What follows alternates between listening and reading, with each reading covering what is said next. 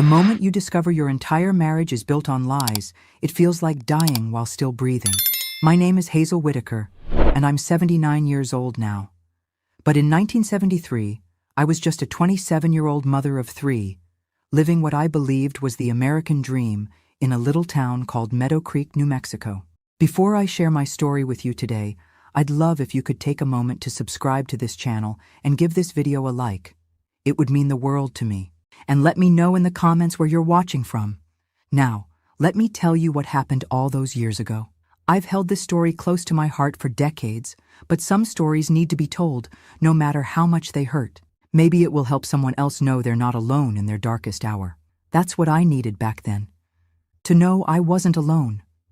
It was early June, and the heat had already settled over our town like a heavy blanket. The kind of dry heat that makes the horizon shimmer and the cicadas sing louder than usual. Our modest ranch-style house on Saguaro Drive was my pride and joy. James had bought it for us when he got promoted at the mining company 5 years earlier. It had a covered porch where I'd sit in the evenings while the children played in the yard, and a kitchen with those fashionable yellow appliances that all the ladies in my neighborhood envied. James and I met after he returned from Vietnam. He was so handsome in his uniform, with those kind blue eyes that seemed to see right through to my soul. We were married within 6 months, and I thought I was the luckiest woman alive. Our first child, David, came along a year later in '67, then Sarah in '69, and finally our little Rebecca in '71. We were that picture-perfect family you'd see in magazine advertisements. James with his steady job, me keeping a beautiful home, and our 3 healthy, beautiful children. That Tuesday morning was like any other. James kissed me goodbye, straightened his tie, and headed off to work with his briefcase in hand. He mentioned having to travel to Albuquerque for a few days for business, something about a new mining equipment contract. These trips had become more frequent over the past year or so, but I never questioned them. James was a provider, always working hard for our family. That's what husbands did back then. I spent the morning cleaning the house and preparing a casserole for the church potluck that evening. With James away, I thought I'd take the opportunity to sort through his closet and donate some of his older suits to the church charity drive. That's when I found the receipt. It was tucked in the pocket of his tweed jacket, a receipt from Sanderson's Jewelers in Santa Fe, dated just 2 weeks earlier, for a woman's bracelet with a heart charm. My birthday had been 3 months ago, and our anniversary wasn't for another 5 months. I stood there, clutching that small piece of paper, trying to convince myself there was an innocent explanation.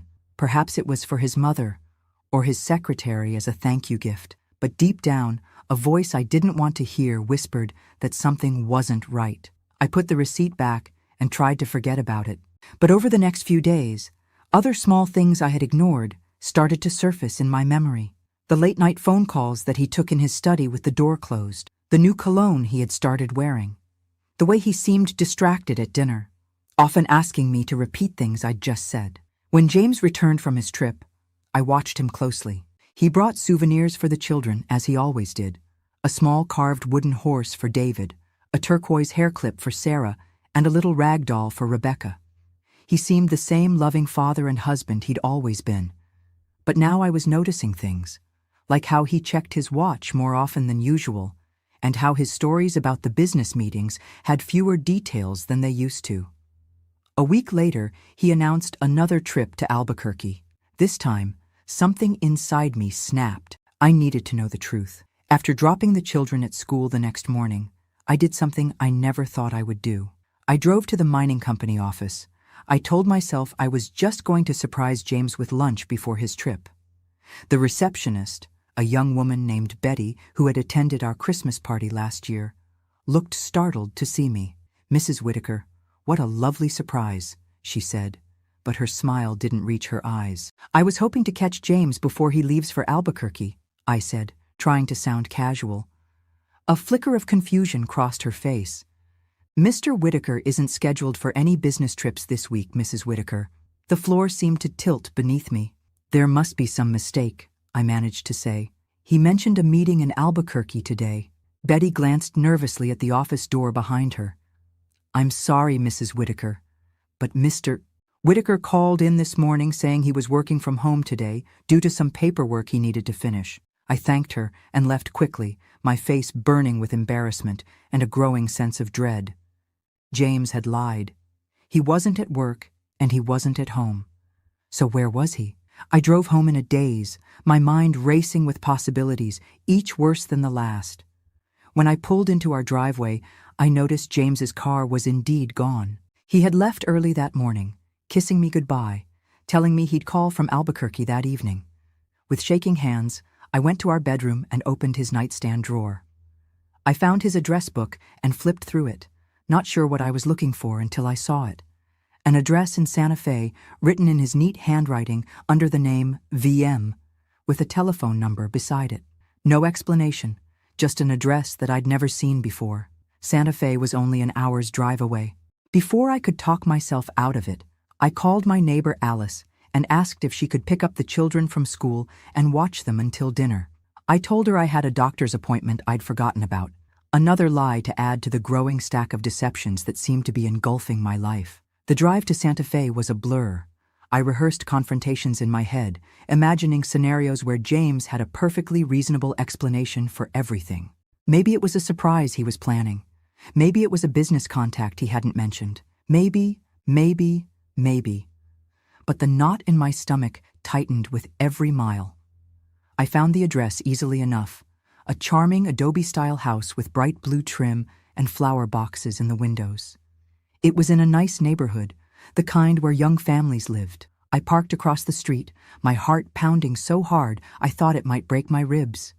I didn't have to wait long. Just after noon, a familiar car pulled into the driveway, James's Buick. I sank down in my seat, watching as my husband, the father of my children, walked up to that front door with a bouquet of flowers in his hand. He didn't knock. He had a key. The door opened and a woman appeared. She was younger than me, maybe by 5 or 6 years, with dark hair falling in waves past her shoulders. She was wearing a pretty floral dress that showed off her figure, a figure that clearly indicated she was expecting a baby. She threw her arms around James's neck and kissed him, not a friendly peck, but the kiss of a lover. A wife. My husband returned the kiss with equal passion, his hand resting on her swollen belly with a tenderness I recognized all too well. What happened next was even worse. A little boy, no more than 3 years old, came running to the door calling out, "Daddy! Daddy!" James scooped him up and held him high, both of them laughing. The little boy had James's eyes. My James. The man I had built my entire life around. I must have made a sound, a gasp or a cry, because suddenly James looked in my direction. Our eyes met across the street, and I watched as his face drained of color. For a long, suspended moment, we stared at each other. Me in my car, with my white-knuckled grip on the steering wheel, him standing on that doorstep with his other family. I didn't wait to see what would happen next.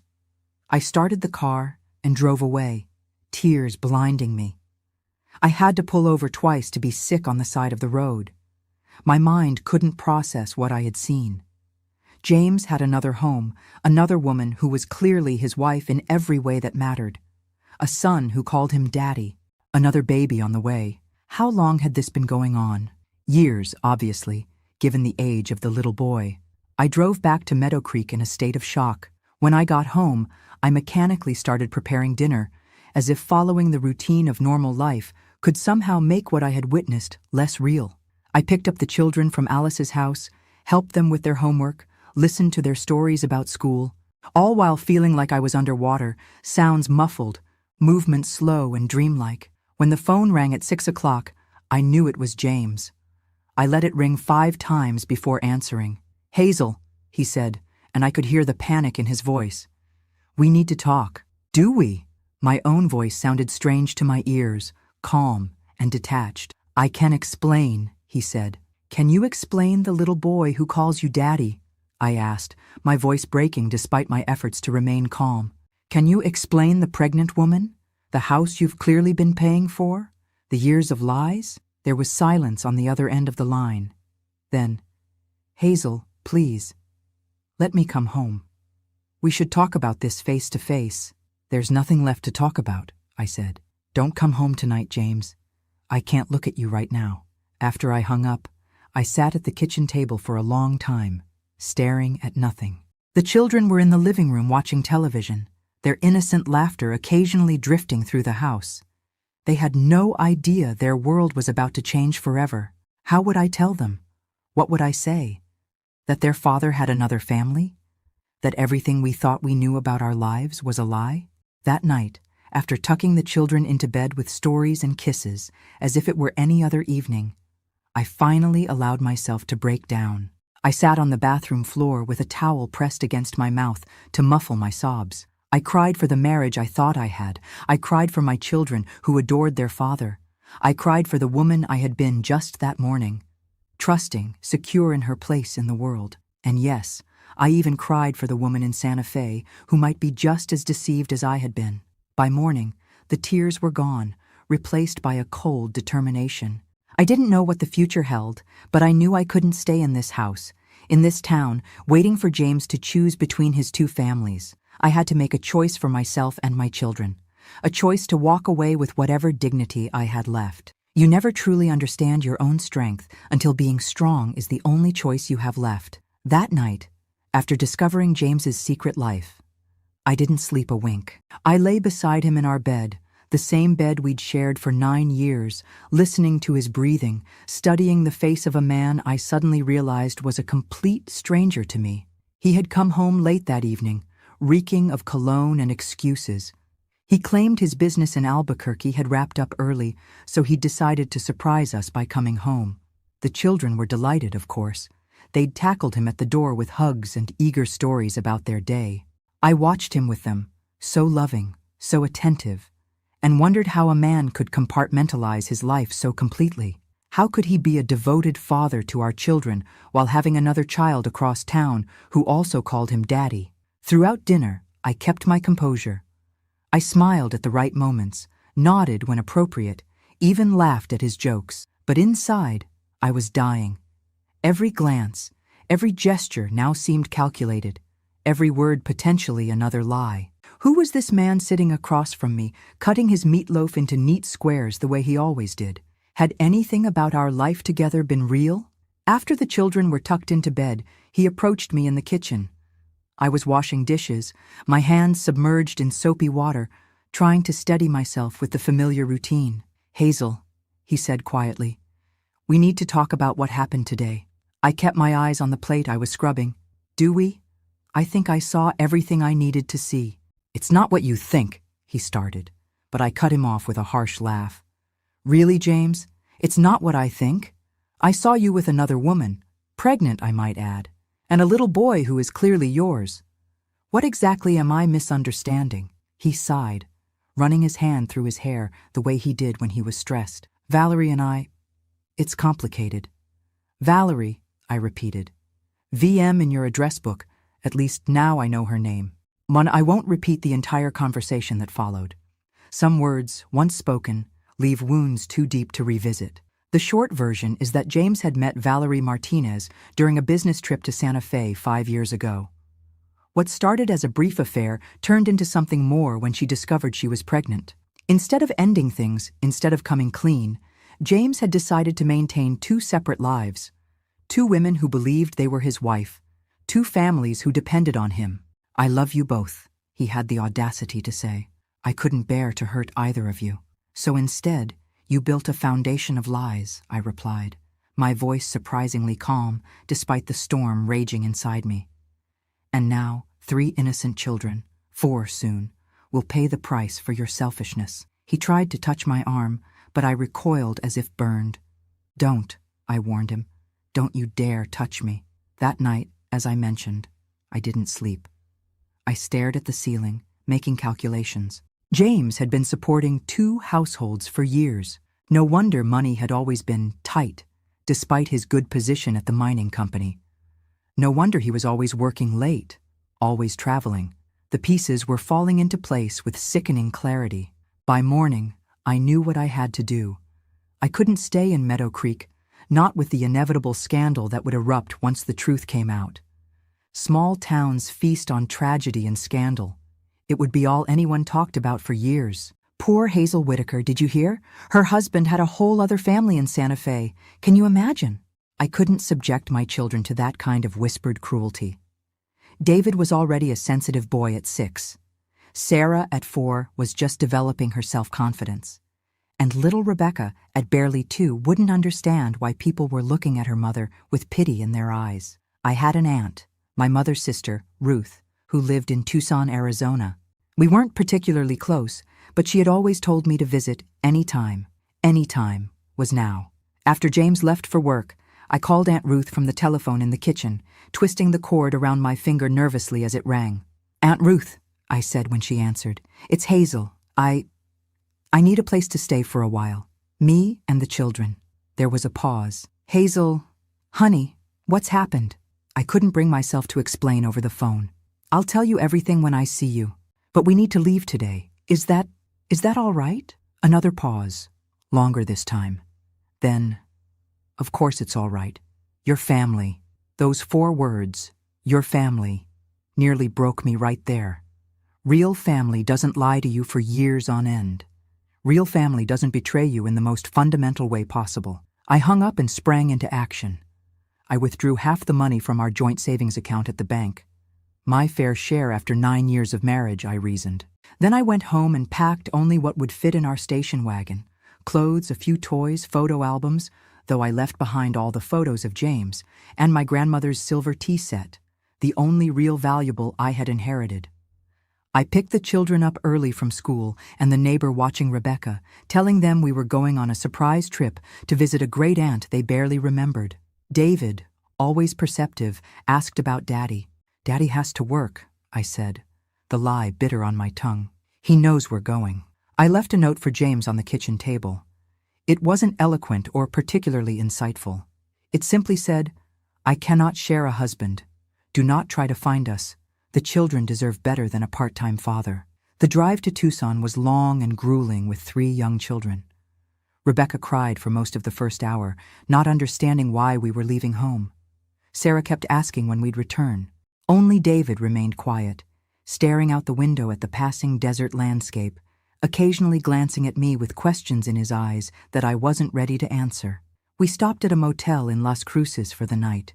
As the children finally slept, exhausted from the day's upheaval, I sat on the edge of the bathtub in our cramped motel bathroom and allowed myself to cry for the first time. Not delicate tears, but gut-wrenching sobs that I muffled with a towel so the children wouldn't hear. What kind of woman doesn't realize her husband has another family? How could I have been so blind, so trusting, so stupid? The signs had been there. The business trips, the late nights, the unexplained expenses. I had ignored them all because I wanted to believe in the life we had built together. But dwelling on my failures wouldn't help my children. They needed me to be strong, to create a new life for us. So I dried my tears, splashed cold water on my face, and made a promise to myself. I would never again let my happiness depend on a man. I would become the kind of woman my daughters could look up to, independent, resilient, and whole on her own. We arrived at Aunt Ruth's modest bungalow the next afternoon. Her neighborhood in Tucson was nothing like our neighborhood in Meadow Creek. The houses were smaller, closer together, with desert landscaping instead of green lawns. But there was something honest about the place. No pretensions, no keeping up appearances. Aunt Ruth welcomed us with open arms and no questions, at least not in front of the children. She had prepared her spare bedroom for us, with a double bed for me and Rebecca, and sleeping bags on the floor for David and Sarah. It was cramped but clean, and most importantly, it was safe. That night, after the children were asleep, I sat with Aunt Ruth at her kitchen table, nursing a cup of coffee that had long gone cold. I told her everything, finding the receipt, following James to Santa Fe, discovering Valerie and their son. The worst part, I confessed, is that I still love him. Isn't that pathetic? After everything he's done, part of me still loves the man I thought he was. Aunt Ruth reached across the table and took my hand in hers. Her skin was weathered from years working in her garden under the Arizona sun, but her grip was strong. "That doesn't make you pathetic, Hazel. It makes you human. You gave that man your heart for 9 years. Those feelings don't disappear overnight." "What am I going to do?" I whispered. "I have 3 children, no job, no home of my own. I dropped out of college to marry James. I don't have any real skills. She squeezed my hand. Now you listen to me. You are stronger than you know. You had the courage to leave, to protect your children from living in a house built on lies. That kind of strength doesn't come from nowhere. But, no buts, she interrupted firmly. You can stay here as long as you need to. Get your bearings. Figure out your next steps. And when you're ready, I'll help you find work. I slept that night. Really slept. For the first time since discovering James's betrayal. It wasn't that my pain had lessened, or that my fears for the future had disappeared. But something Aunt Ruth said had resonated with me. I had found the courage to leave. That kind of strength doesn't come from nowhere. The first week in Tucson was a blur of explaining to my confused children why we weren't going home, helping them adjust to sharing a small bedroom, and trying to figure out what came next. I avoided James's daily phone calls to Aunt Ruth's house, though she told me he sounded desperate, pleading for me to talk to him. He made his choice years ago, I told her. He chose to live a lie. By the second week, I knew we couldn't impose on Aunt Ruth indefinitely. Her house wasn't meant for 3 active children, and her patience, while considerable, wasn't limitless. I needed to find work, but what could I do? I'd been a housewife for 9 years. My only skills were cooking, cleaning, and managing a household budget. Then I remembered my sewing. Before marrying James, I'd worked briefly at a dress shop, altering clothes and occasionally designing simple dresses for customers. My mother had taught me to sew when I was just a girl, and I had made many of my own clothes over the years, as well as dresses for Sarah and Rebecca. There's a fabric store downtown that has a "Help Wanted" sign in the window, Aunt Ruth mentioned casually one evening. The owner, Margaret Wilson, is a friend from my garden club. I may have mentioned that my niece is quite talented with a needle and thread. I felt a flicker of hope for the first time in weeks. Do you think she'd hire me? Even with 3 children? Aunt Ruth smiled. Only one way to find out. The next day, I put on my best dress, a navy blue A-line I'd made myself, and walked into Wilson's Fabrics and Notions with my heart in my throat. Mrs. Wilson was a stern-looking woman in her 60s, with silver hair pulled back in a tight bun, but her eyes softened when I mentioned Aunt Ruth. "Ruth speaks very highly of your skills," she said, examining me over the tops of her reading glasses. "Do you have any samples of your work?" I hadn't thought to bring any. "Just what I'm wearing," I said, gesturing to my dress. "I made it last spring." Mrs. Wilson circled me slowly, examining the seams, the darts, the hand-stitched hem. "Not bad," she finally said. "But talk is cheap. Can you fix this?" She pulled out a man's suit jacket with a torn lining and a missing button. I took it from her, examining the damage. I'd need to match the thread to the existing stitching, replace the lining at the tear rather than just patching it, and find a button that matches the others perfectly, I said. Otherwise, the repair will be obvious. A smile tugged at the corner of her mouth. "You have a good eye. When can you start?" Just like that, I had a job. Part-time at first, mornings while the children were at their new school, and Rebecca stayed with Aunt Ruth. The pay wasn't much, but it was a start. It was independence. That evening, as I tucked the children into bed in our cramped shared room, David asked the question I'd been dreading. "Are we ever going to see Daddy again?"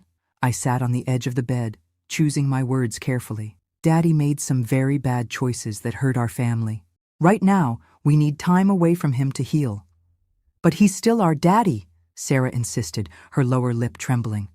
"Yes, he is," I acknowledged, "and he loves you very much. That hasn't changed." It was the kindest truth I could offer them. As I turned out the light, Rebecca, who rarely spoke in full sentences at her age, said clearly in the darkness, "Mama sad." I reached out to stroke her soft curls. "Mama was sad," I corrected gently, "but I'm getting stronger every day." "And do you know why?" "Why?" David and Sarah asked in unison. "Because I have the 3 of you, and we're going to be just fine." I didn't know then how we would manage long-term. I didn't know if James would try to fight for custody or if he would simply let us go. I didn't know if the whispers and stares would follow us to this new city, or if we could truly start fresh. But I knew one thing for certain. The woman who drove away from Meadow Creek was not the same woman who had lived there for 9 years. That woman had believed her worth was tied to her husband. This new version of me was discovering, day by day, her own capacity for resilience. And though I couldn't see it yet, this painful ending was actually the beginning of a life more authentic and fulfilling than anything I could have imagined. There's a unique kind of humiliation that comes with returning to the place where your life fell apart. After 3 months in Tucson, I had to face the reality that we couldn't stay with Aunt Ruth indefinitely. Her small bungalow wasn't designed for a family of 4, and despite her generous spirit, I could see the strain our presence was putting on her routine. But more pressing was the legal reality I'd been avoiding. I needed to officially divorce James, which meant returning to New Mexico. The money I'd taken when we left was nearly gone. My part-time job at Wilson's Fabrics barely covered our basic needs, and Aunt Ruth was on a fixed income. I'd been dodging James's calls for weeks, but finally, I had no choice but to answer. "Hazel." He sounded both relieved and anxious when he heard my voice. "Thank God. Please, just listen. I'm coming back to Meadow Creek," I interrupted, my voice steadier than I felt. "Not to reconcile. To file for divorce and settle things properly." There was a long silence. Then, "I understand. The children need stability," I continued. "A home of their own, not a crowded spare bedroom."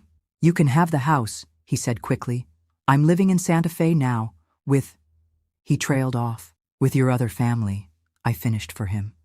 "You can say it, James.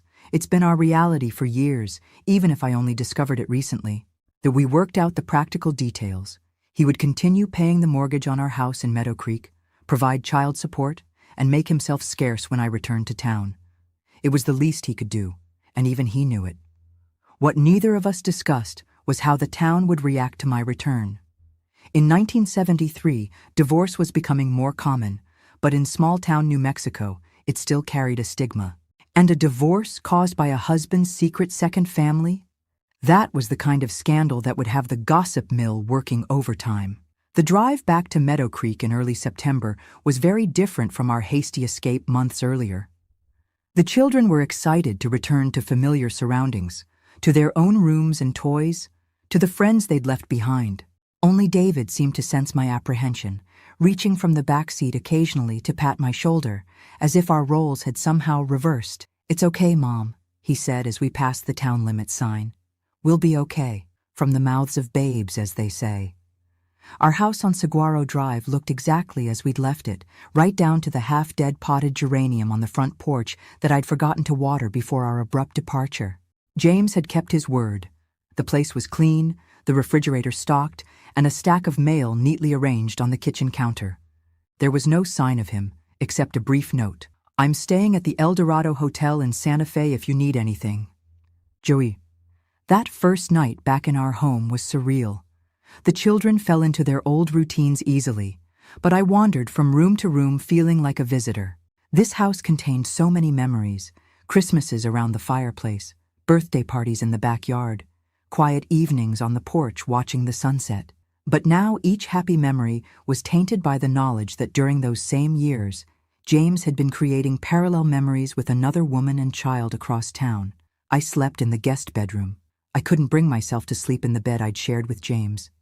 Not anymore. The next morning, I dropped the children at school and drove to Peterson and McKinley, the only law firm in Meadow Creek. Frank Peterson had handled the closing when we bought our house. Now he would handle its transfer to my name alone, along with the divorce proceedings. As I parked outside the small brick building on Main Street, I caught my reflection in the rearview mirror. I had lost weight in the past months, and there were new lines around my eyes, but there was something else too, a determination that hadn't been there before. The woman staring back at me wasn't just James Whitaker's wife anymore. She was Hazel, finding her own way. The whispers started the moment I walked into the office. The receptionist, Linda Barnes, who used to invite us to her annual Memorial Day barbecue, paused mid-sentence on the telephone when she saw me. I heard her whisper, "She's back," to whoever was on the line before quickly composing herself. "Mrs. Whitaker," she said with forced brightness. "How nice to see you again." Mr. Peterson kept me waiting for 45 minutes, despite having an appointment. When I was finally shown into his office, his usual jovial manner was subdued. "Hazel," he said, not quite meeting my eyes. "I was sorry to hear about your situation." So the news had spread. Of course it had. Meadow Creek had barely 3,000 residents. News traveled faster than tumbleweeds in a windstorm. "Thank you, Frank," I replied, my chin held high. "I'd like to file for divorce on grounds of adultery, and I'll need papers drawn up transferring the house to my name." He cleared his throat uncomfortably. "Are you sure you want to cite adultery? It's rather public. Irreconcilable differences would be more discreet. James has another family in Santa Fe," I said flatly. "A 5-year-old son and a newborn baby, based on the last time I saw his partner. There's nothing discreet about the situation." Frank's eyebrows shot up despite his attempt at professional detachment. "I see," he murmured, scribbling on his legal pad. "Well, New Mexico is actually a no-fault divorce state now, so I understand," I cut him off. "But I want the record to show the truth. My children will hear whispers. I want them to know their mother stood up for herself." To his credit, Frank nodded. "I'll draw up the papers." That conversation was just the beginning. When I left the law office, I decided to stop at Burton's Grocery to pick up a few things for dinner. The store fell silent when I walked in. Mrs. Burton, who used to slip extra penny candy to my children, suddenly became very interested in arranging a display of canned peaches. 2 women in the produce section bent their heads together, whispering behind a head of lettuce. A man I recognized as James's colleague from the mining company saw me and abruptly turned down another aisle. It was as if I had a scarlet letter pinned to my chest. Not A for adultery, but V for victim, which somehow seemed worse. Their pitying glances made me feel small, diminished. I grabbed what I needed and approached the checkout, where Judy Miller, a woman I'd served alongside on the PTA, was working the register. "Hazel," she said, her voice hushed as if at a funeral. "We've all been so worried about you. Just disappeared like that with the children." "We needed some time away," I said simply, counting out exact change. "Such a shame," she continued, bagging my groceries with excruciating slowness. "And after everything you did for this community. The spring fundraiser won't be the same without your organization skills." The implications were clear. My role in the community was over. The divorcee with the scandalous story wouldn't be asked to chair committees or organize bake sales anymore. "I'm sure you'll manage," I replied, taking my bags. As the days passed, similar scenes played out across town. The mothers at school pickup stood in their usual circles, conversations stopping abruptly when I approached. Invitations to birthday parties for my children came less frequently. Our usual pew at church remained empty for weeks after our return. I couldn't bear the thought of sitting through a sermon on family values while feeling everyone's eyes on my back. The worst was when Sarah came home crying because Bethany Palmer had told her that her daddy didn't love them anymore. That's why he had a new family. "Is it true, Mommy?" she asked, her small face streaked with tears. "Did Daddy get new kids because he didn't want us anymore?" I gathered her in my arms, my heart breaking for the millionth time. "No, sweetheart. Daddy made bad choices, but he loves you, David, and Rebecca very much. Some people just don't understand grown-up problems, so they say unkind things." It wasn't just the children who faced cruelty. One afternoon, I went to the bank to open my own account, something I should have done years ago. The bank manager, Harold Jenkins, a man who had played golf with James every Saturday for years, kept me waiting for nearly an hour before seeing me. "Mrs. Whitaker," he said, when I was finally seated across from his imposing desk, "what can I do for you today?" "I'd like to open an account in my name only," I explained, "and discuss the possibility of a small business loan in the future." He leaned back in his chair, steepling his fingers. "A business loan? What sort of business would that be?" "I'm still developing the concept," I said, "but it would be related to custom dressmaking and alterations." Harold's eyebrows rose. "I see. And what collateral would you have for such a loan?" "The house will be in my name once the divorce is finalized." His expression hardened. "Mrs. Whitaker, I hope you understand that the bank has certain standards for loans. A newly divorced woman with 3 children and no business experience represents a significant risk." "A risk?" I repeated, feeling heat rise in my cheeks. "I've managed my household budget perfectly for 9 years. I have skills that are in demand, and I'll have the house as collateral." "Perhaps you should consider something more suitable," he suggested. "The elementary school is looking for a receptionist, or the telephone company always needs operators." I stood up, gathering my purse. Thank you for your time, Mr. Jenkins. I'll be withdrawing all my funds and closing my joint account today. I believe the First Bank of Albuquerque will be more appreciative of my business. His face reddened. Now, Hazel, don't be hasty. It's Mrs. Whitaker to you, I corrected him. And I'm not being hasty, I'm being prudent with my financial future. I walked out with my head high, but inside I was shaking. This was the reality of my new life. Doors that had once been open to James Whitaker's wife were now firmly closed to Hazel Whitaker, soon to be divorcee. The following weeks brought more of the same. The invitation to join the Christmas decoration committee, which I'd chaired for the past 3 years, never arrived. The bridge club suddenly had no openings. Even Dr. Matthews, our family physician since David was born, seemed uncomfortable during the children's checkups, rushing through the appointments and avoiding personal questions. But not everyone in town turned their back on us. Mrs. Wilson, my former high school English teacher, stopped me outside the post office one day. Hazel, she said warmly, grasping both my hands in hers, I've been meaning to call.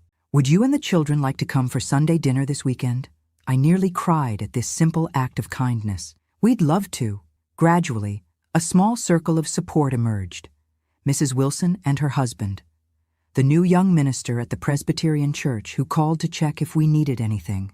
Surprisingly, Frank Peterson's wife, Emily, who dropped off a casserole one evening with a note that simply said, "Been there. It gets better." Then there was Dorothia Martinez, who owned the town's only dress shop, a tiny place called Dorothy's Designs, tucked between the hardware store and the barber shop on Main Street. I had ventured in one day, hoping to find fabric that wasn't available at the general store. Dorothea was a widow in her 50s who had taken over her husband's tailoring business after his death 10 years earlier, transforming it into a modest but successful dress shop. She recognized me immediately. "You're Hazel Whitaker." I braced myself for the usual pity or judgment, but instead she smiled. "I heard you make your own clothes. That blue dress you're wearing, your work?" Surprised, I nodded. "Yes, I made it last spring." She circled me, examining the seams and darts with a professional eye. Beautiful top stitching. Not many people take the time for hand-finished hems anymore. For the first time in months, someone was seeing me, really seeing me, not as poor Hazel or James's abandoned wife, but as a person with skills and value. "Thank you," I said, feeling a genuine smile break through. Dorothea tilted her head, considering me. "I could use some help around here, especially with holiday alterations coming up. My fingers aren't as nimble as they used to be. Any interest in part-time work?" It seemed too good to be true. Yes, I would be very interested." The pay isn't much," she warned, "and the hours would have to work around your children's schedules." "That's perfect," I assured her. As I left the shop that day, I felt a weight lifting. Yes, there were closed doors and whispers following me around Meadow Creek. Yes, former friends crossed the street to avoid talking to me. But there were also unexpected kindnesses and new opportunities emerging from the wreckage of my old life. That evening, as I tucked the children into bed, David asked, "Are we going to stay in Meadow Creek forever, Mom?" I hesitated, brushing his hair back from his forehead. "I don't know, sweetheart. Would you like to?" He thought for a moment. "I miss my friends, but I don't like how people talk about you when they think I can't hear. Out of the mouths of babes, indeed.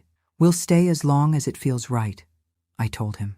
"And if someday it doesn't feel right anymore, we'll go somewhere new. But for now, we have our house, you have your school, and Mommy has a new job." "At the dress shop?" he asked, his eyes lighting up. "Can you make me a superhero cape?" I laughed, the sound surprising me with its genuineness. "I'll make you the best superhero cape in all of New Mexico." As I switched off his light, I realized something important. The whispers and closed doors hurt, yes. The judgment and pity stung. But they didn't define me. For the first time since discovering James's betrayal, I was starting to see a path forward that wasn't just about survival, but about building something new. The women of Meadow Creek might whisper about me at the beauty parlor. The men might shake their heads at the golf course, but I was still standing. And as Dorothea had shown me that day, if one door closes, sometimes a window opens instead. You just have to be brave enough to climb through it. Sometimes your greatest talent lies dormant within you, waiting for the right moment to emerge. My mother used to say that necessity is the mother of invention, but in my case, necessity became the mother of reinvention. Working at Dorothia's dress shop turned out to be more than just a job. It was the beginning of discovering who I truly was beyond being a wife and mother. The holiday season of 1973 was approaching fast, and with it came a flood of alteration requests at Dorothy's Designs. Women bringing in dresses that needed taking in or letting out for Christmas parties, mothers wanting matching outfits for family photos, men needing suits adjusted for New Year's celebrations. I spent hours at the old Singer sewing machine in the back room, my fingers flying over fabrics, creating perfect invisible hems, adjusting waistlines and replacing zippers. Dorothea watched me work with an appraising eye. "You have a gift, Hazel," she said one afternoon as I finished a particularly challenging alteration on a beaded evening gown. "You see the potential in things.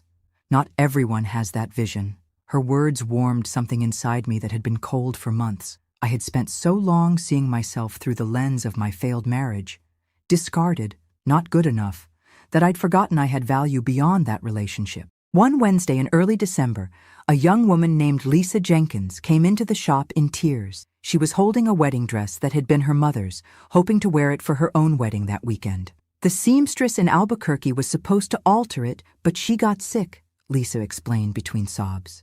"The wedding is Saturday, and no one else can help me on such short notice." The dress was at least 20 years old, a beautiful satin gown with delicate lace overlay that had yellowed slightly with time. It needed significant alterations. Lisa was taller and slimmer than her mother had been. Dorothea looked at me questioningly. We were already swamped with holiday orders, but there was something about the desperation in Lisa's eyes that resonated with me. I knew what it felt like to have plans crumble, to feel helpless in the face of circumstances beyond your control. "I can do it," I heard myself say. "But we'll need to work quickly. Can you stay for a fitting right now?" For the next 3 days, I worked on that dress into the night after the children were asleep. I carefully separated the lace overlay from the satin bodice, soaked the lace in a special solution to restore its ivory color, restructured the bodice to Lisa's measurements, and lowered the waistline to elongate the silhouette. I replaced yellowed seed pearls with new ones, meticulously matching the original pattern. When Lisa came for the final fitting on Friday afternoon, her hands flew to her mouth when she saw the transformed dress. "It's perfect," she whispered, tears filling her eyes. "Even better than I imagined." As she stood on the fitting platform, looking at herself in the mirror, I caught Dorothea watching me with an odd expression. "What?" I asked when Lisa had gone, clutching the dress carefully in its garment bag. "You didn't just alter that dress," Dorothea said thoughtfully. "You reimagined it, made it more beautiful than the original, while still honoring what it was." I shrugged, uncomfortable with the praise. "I just did what was needed."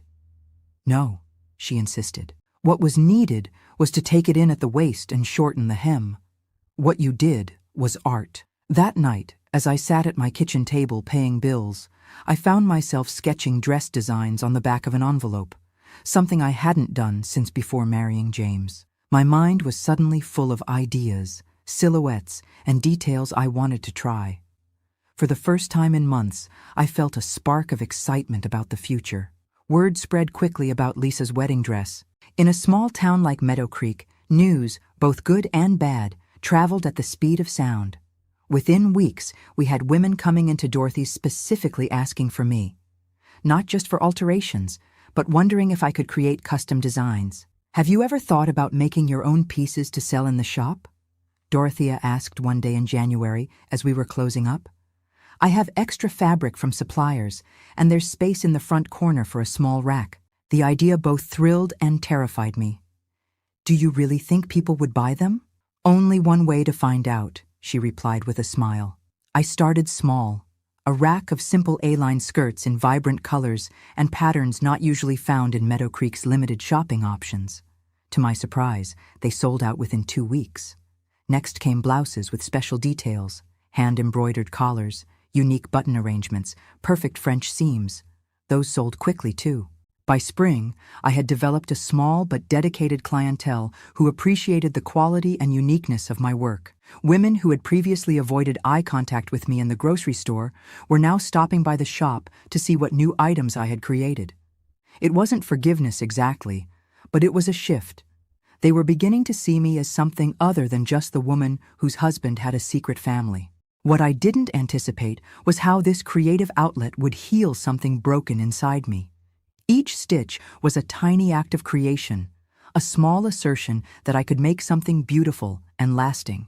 Each completed garment was proof that my hands still knew how to build, even if my heart was still learning how to trust again. The children noticed the change in me. One evening, as I sat at the kitchen table, sketching designs after dinner, Sarah leaned against my shoulder. "You hum now when you draw," she observed. "You didn't used to hum."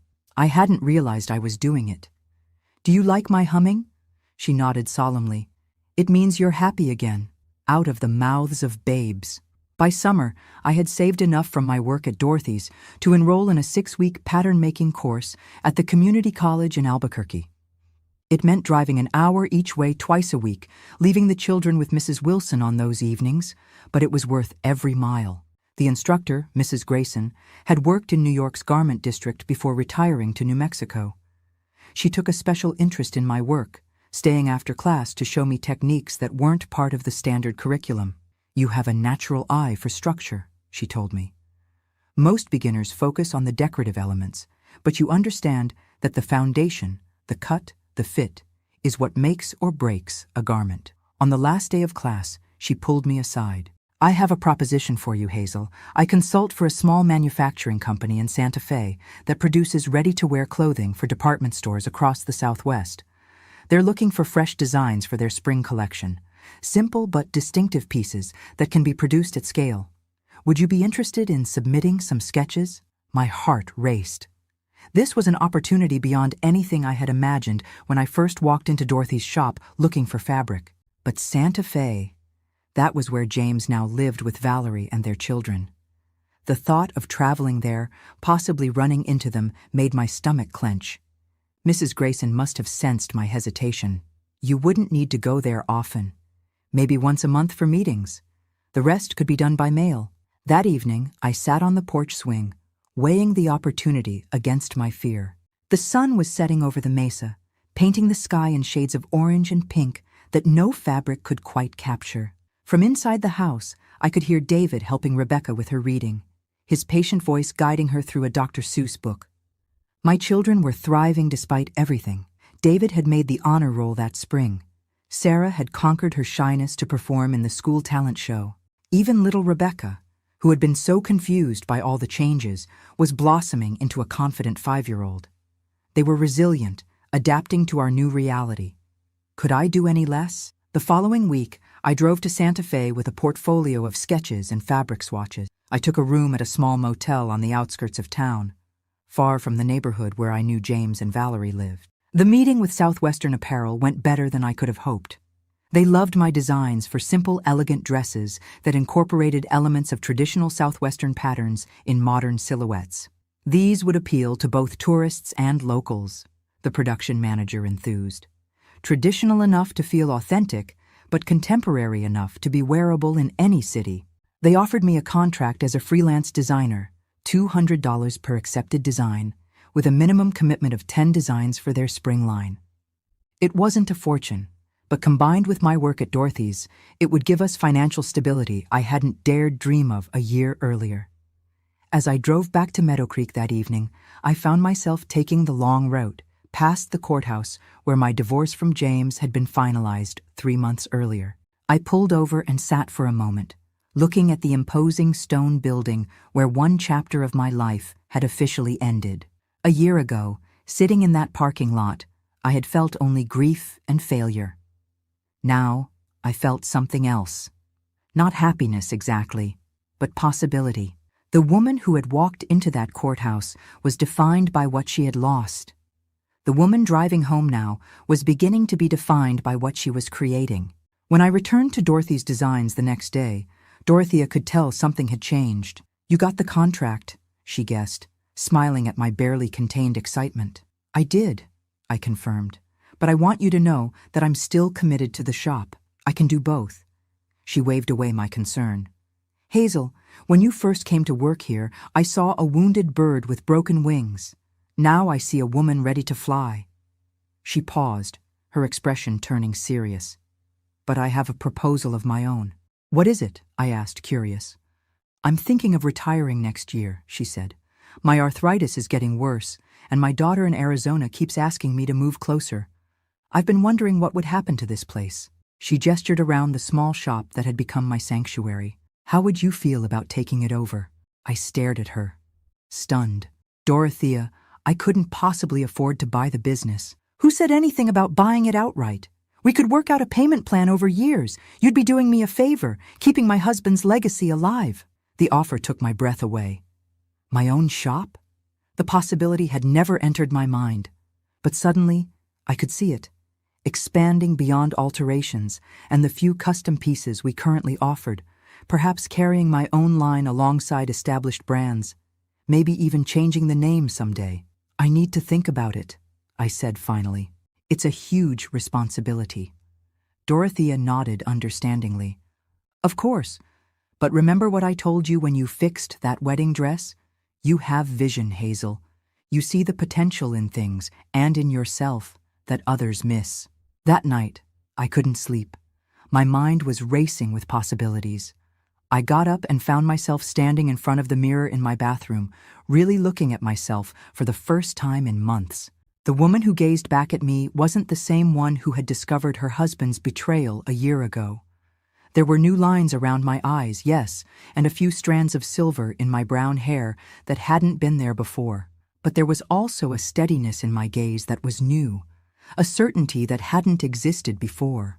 My hands, resting on the edge of the sink, bore the tiny marks of my work. A callus where I held the scissors, a small scar from an errant pin. Fingertips slightly roughened from handling fabric day after day. These were not the hands of a victim. They were the hands of a creator, a provider, a woman who had found her voice through her craft. Hands that could build a future, stitch by careful stitch. I thought about what that future might look like. Taking over Dorothy's would mean deeper roots in Meadow Creek, the very place that had once felt like a cage of gossip and judgment. But it would also mean building something that was truly mine, something I could perhaps someday pass on to my daughters if they were interested. The freelance designing for Southwestern Apparel offered a different kind of opportunity. Connections to the wider world of fashion, a chance to see my creations worn by women across multiple states, the beginning of a name for myself beyond Meadow Creek's boundaries. Could I possibly do both? As I finally climbed back into bed, I realized that the question itself was a gift. A year ago, my only question had been how to survive the devastation of betrayal. Now, I was wondering how to choose between multiple paths forward. How to balance ambition with practicality. How to honor both my creative dreams and my responsibilities as a mother. I didn't have all the answers that night. But for the first time since James's double life had been revealed, I felt something that had been missing for too long. Hope. Not just the desperate hope of survival, but the expansive hope of possibility. My hands had found their purpose again, and in doing so, they had helped me find my voice. A voice that was no longer defined by what had happened to me, but by what I was creating for myself and my children. As I drifted off to sleep, I remembered something my grandmother used to say when teaching me to sew as a child. A good seamstress never fears having to undo her work and start again. Sometimes, the most beautiful garments come from fabrics that have been cut and restitched many times. Perhaps the same was true of lives as well. They say opportunity knocks only once. But I've found that isn't true.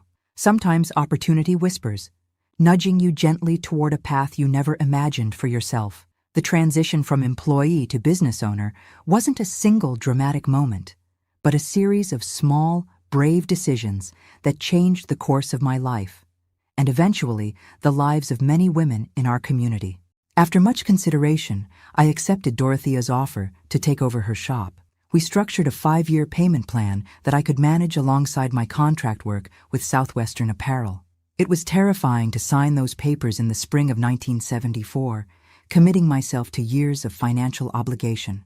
But as I held that pen, I thought of all the documents James had signed establishing our life together, and how easily those promises had been broken.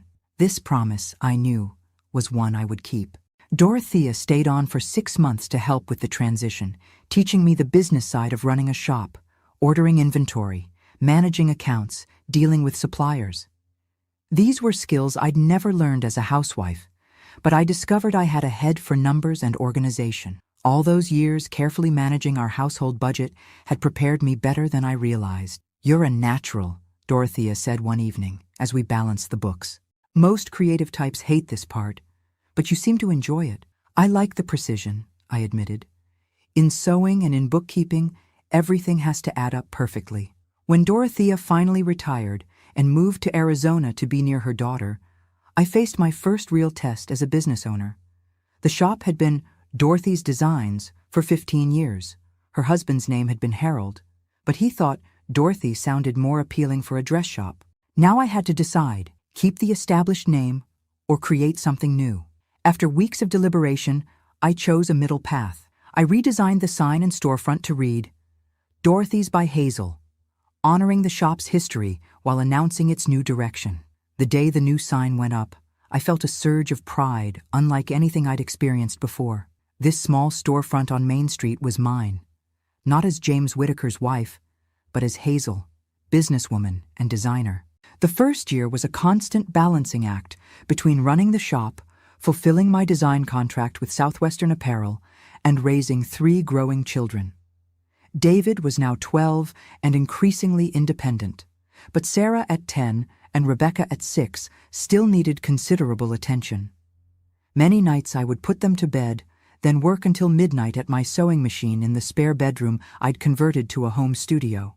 In those quiet midnight hours, with only the hum of the machine for company, I often reflected on how drastically my life had changed. There was exhaustion, yes, bone-deep weariness that sometimes brought me to tears, but there was also a fierce satisfaction in creating something that was entirely mine. Each receipt, each completed garment, each positive customer interaction was evidence that I was more than what had happened to me. The community's perception of me shifted gradually. I was no longer just poor Hazel whose husband had another family. I became Hazel who saved my daughter's prom dress, or Hazel who designed that beautiful outfit for the mayor's wife. My work spoke for me in ways that defending myself never could have. One pivotal moment came when Elaine Jenkins, the wife of Harold Jenkins, the bank manager who had denied my loan application, came into the shop looking for an outfit for her son's wedding. "Nothing in Albuquerque or Santa Fe seems right," she confessed, clearly uncomfortable to be seeking my help after her husband's dismissal of my business potential. "Margaret Wilson suggested that you could possibly—" "I'd be happy to design something for you, Mrs. Jenkins," I said, maintaining my professional composure. "When is the wedding?" By the end of that consultation, I had sketched a design for an elegant ensemble in a shade of blue that complemented her coloring perfectly. Something far more sophisticated than anything she would have found in the department stores. When she picked up the finished outfit a month later, her reaction was worth every stitch. "It's the most beautiful thing I've ever worn," she said, turning before the mirror. "Harold won't believe it came from here in Meadow Creek." I smiled, resisting the urge to say what we both knew, that Harold had been wrong about my potential. Instead, I simply said, "I hope you'll recommend us to your friends, Mrs. Jenkins." She met my eyes in the mirror. "I already have." That fall, my designs for Southwestern Apparel appeared in stores across Arizona, New Mexico, and Texas. Seeing my work, albeit without my name attached, in the Marshall Field's department store in Albuquerque was a surreal experience. I stood there watching as women browsed through racks containing my creations, occasionally pulling one out for a closer look. Some walked away, but others carried my dresses to the fitting rooms. Each selection felt like a personal validation. As the shop became more successful, I was able to hire part-time help, first just on Saturdays, then 3 afternoons a week. This allowed me to focus more on custom designs, which had become our most profitable area. Women were now traveling from neighboring towns specifically to have garments made by me. In early 1975, an unexpected visitor arrived at the shop, Lisa Jenkins, whose wedding dress I had altered during my first month working for Dorothea.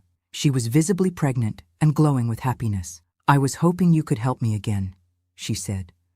"But this time, I need something that will grow with me for a few months, then something special for after the baby comes." As I took her measurements, she told me she'd returned to college after getting married and was about to complete her business degree. "It's not easy being the only woman in most of my classes," she confided. "I needed clothes that made me feel confident but still professional." Her words sparked an idea that had been forming in the back of my mind for months. There were more women like Lisa entering professional settings, college, offices, management positions, but the clothing options available to them were limited. Either hyper-feminine styles that weren't taken seriously or modified versions of men's business wear that obscured any hint of femininity.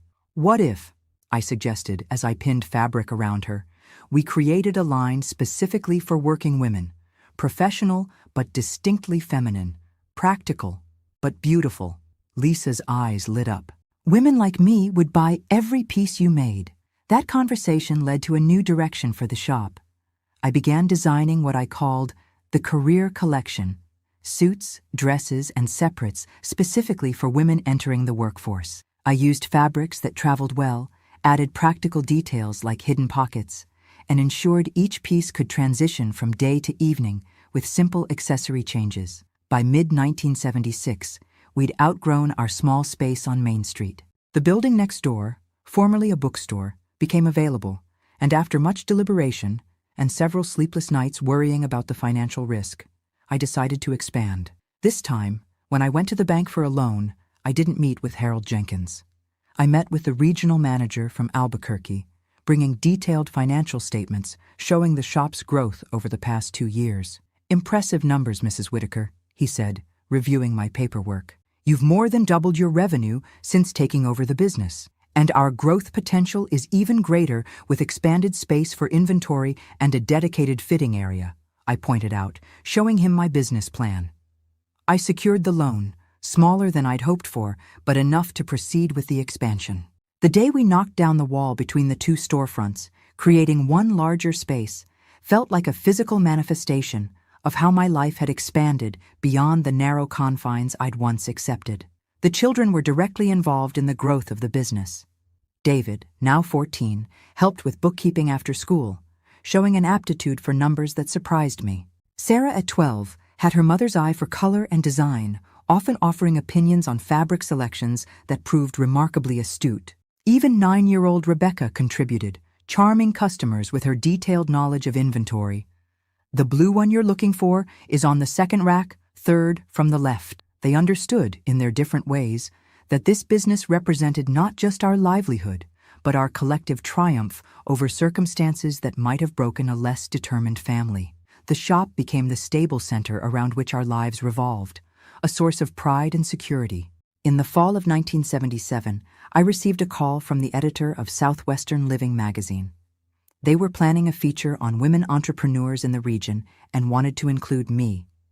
"Your journey from abandoned wife to successful business owner exemplifies the changing role of women in our society," the editor explained. "Would you be willing to tell your story?" 4 years earlier, I would have declined immediately, unwilling to revisit the painful collapse of my marriage in such a public forum. But now, I saw the potential value in sharing my experience. "Yes," I said, "but I want the focus to be on the business and what we're creating for women, not just on the personal tragedy that led me here." The article appeared in their January 1978 issue, a 4-page spread with photographs of the shop, my designs, and me standing proudly with my children. The headline read, "Threading New Paths, How Hazel Whitaker Stitched Together Success After Heartbreak." The response was overwhelming. Women from across the Southwest wrote to share how my story had inspired them, how they too were rebuilding lives after divorce, widowhood, or other personal setbacks. Many asked for advice on starting businesses of their own. These letters planted another seed in my mind, one that would take several more years to fully germinate. Women needed more than just clothing designed for their changing roles.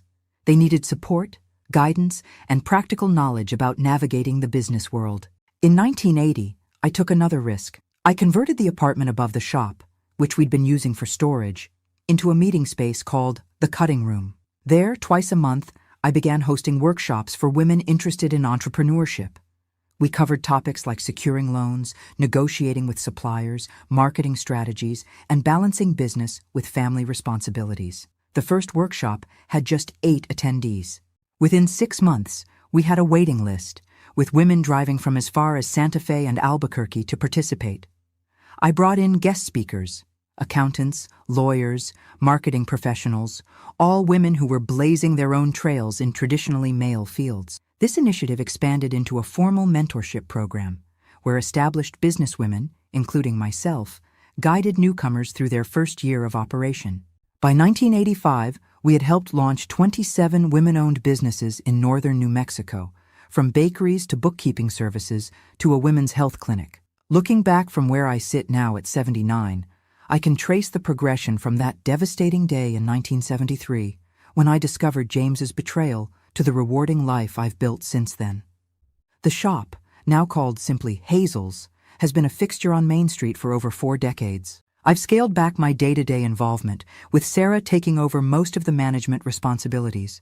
She has her own vision for the future, incorporating online sales and contemporary designs while maintaining our commitment to quality and personal service. David became an accountant and handles the financial side of our now diversified business interests, which include a small manufacturing facility that produces our signature career collection for boutiques throughout the Southwest. Rebecca, my sensitive youngest, surprised us all by getting a law degree, specializing in helping women navigate divorce and establish businesses of their own. As for James, we eventually developed a civil relationship for the sake of our children. He remained in Santa Fe with Valerie and their children, maintaining regular visitation with David, Sarah, and Rebecca. Years later, he told me that losing our family was the greatest regret of his life. I believe him, but I've also come to recognize that his betrayal, painful as it was, pushed me toward a life more authentic and fulfilling than the one I might have lived in the comfortable shadow of his protection. The women who come to my workshops often ask if I'm angry about the years I spent as just a housewife before being forced to find my own path. I tell them no. Those years gave me my children, taught me to manage a household economy, and developed the patience and attention to detail that would later serve me well in business. What I do regret is how long it took our society to value women's economic contributions. How many other potential entrepreneurs, inventors, and business leaders remained hidden behind the title of housewife because they never had or never took the opportunity to discover their capabilities. That's why, even in my later years, I've continued advocating for women's economic empowerment. The mentorship program has grown into a formal incubator for women-owned businesses, funded partly through a foundation I established with a portion of our company's profits. Last year, we provided seed grants to 15 startups across the state. Sometimes in the evening, I sit on my porch overlooking the garden I've finally had time to nurture in my semi-retirement, and I think about that terrified young woman who drove away from her life with 3 children and half a savings account. I wish I could tell her what I know now, that the unraveling of what she thought was her life's purpose would reveal a stronger, more resilient core that had been there all along, waiting to emerge. I've learned that resilience isn't about never breaking. It's about what you choose to build from the broken pieces. In my case, what began as necessity became passion, then purpose, and finally legacy. Thread by thread, stitch by stitch, choice by choice, I wove a new life from the unraveled fabric of the old one. And in doing so, I discovered that sometimes the most beautiful creations emerge from patterns we never planned to follow. My name is Hazel Whitaker, and this is not just a story of betrayal and heartbreak. It's a story of reinvention, of finding strength where I thought there was only weakness, of building a community where I once feared isolation. It's the story of how I transformed from being defined by my relationship to others, wife, mother, victim, to defining myself through my own creations and contributions. And perhaps most importantly, it's a reminder that it's never too late to pick up the scissors, cut a new pattern, and begin again. You know, sharing my story with all of you today has brought back so many memories, both painful and beautiful. If my journey has touched your heart or inspired you in any way, I'd be so grateful if you'd subscribe to this channel. These old hands have sewn thousands of garments over the years, but now they're just as happy clicking that like button to support these wonderful videos. And don't forget to tap that little bell icon too, darlings. At my age, I've learned not to miss the important things in life, and I'd hate for you to miss any of these stories of resilience and hope. After all, we older folks have so many lessons to share if you're willing to listen. Thank you for spending this time with me today. Until next time, remember that your life's fabric is always in your hands to reshape, no matter how torn it might seem.